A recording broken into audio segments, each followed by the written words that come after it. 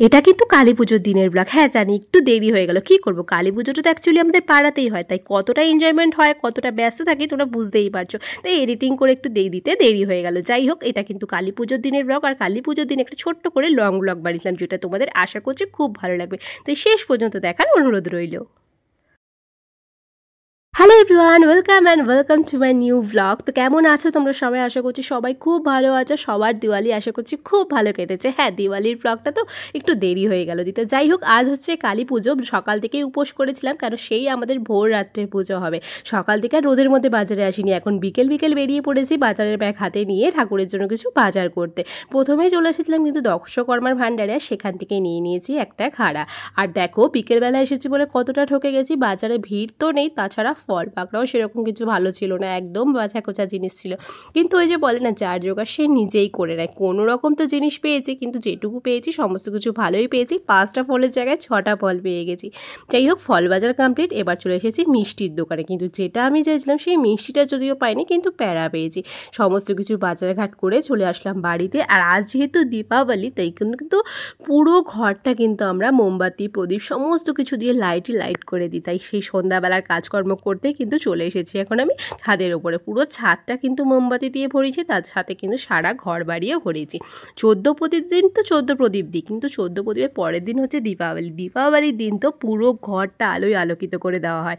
আর দীপাবলিতে না, আমাদের এই ঝাড়খণ্ডে একটা ফেমাস পুজো আছে, সেটা হচ্ছে ঘরকুন্ডা পুজোটা কিন্তু আমরা প্রতি বছর করি, যেটা আশা করছি তোমরা যারা ভিডিও আমার দেখো রেগুলারলি তারা সবাই জানো। এই হচ্ছে আমাদের দিওয়ালির পুজো এবছরে। হ্যাঁ, ঘরটা পার্মানেন্ট বানিয়ে ফেলেছি, রংচং করে প্রতি বছর নতুন করে পুজো দেওয়া হয়। সমস্ত কিছু কমপ্লিট হয়ে গেছে সন্ধ্যার কাজকর্ম। এবার আমার ফল পাকড়া গুছিয়ে নিজে রেডি হয়ে সমস্ত কিছু রেডি করে যাওয়ার পালা মন্দিরে।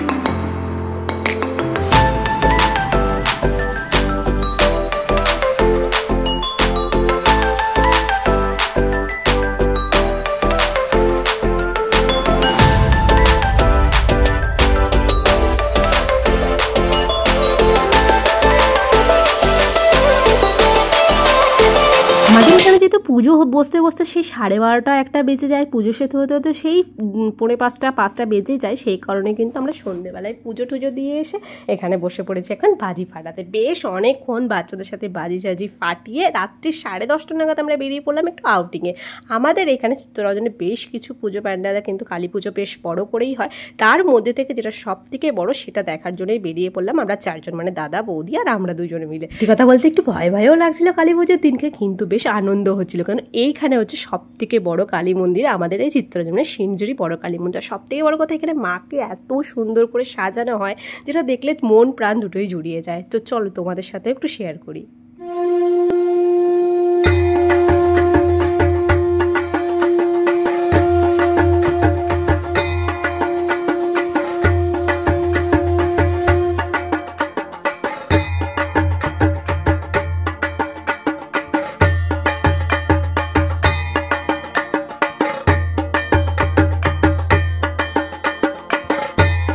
বড় কালী মন্দিরে বেশ অনেকক্ষণ সময় কাটানোর পর আমরা কিন্তু 12টা 12:30 নাগাদ চলে এসেছি আমাদের মায়ের মন্দিরে, কারণ এখন হবে আমাদের পুজো স্টার্ট। 12:30 নাগাদ ঠাকুরমশাই পুজোতে বসে পড়েছেন।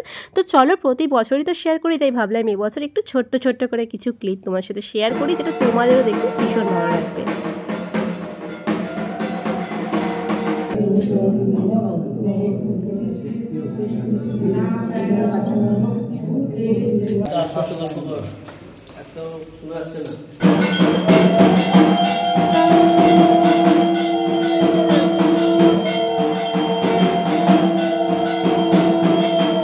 ঘড়িতে এখন ঠিক 5টার, এখন বসে পড়েছি আমি 1 প্লেট খাওয়ার নিয়ে। তো চলো এখন হবে আমার পেট পূজা। তোমাদের কালী পুজো কিভাবে কাটলো কমেন্টসে জানিও। তো চলো বাই।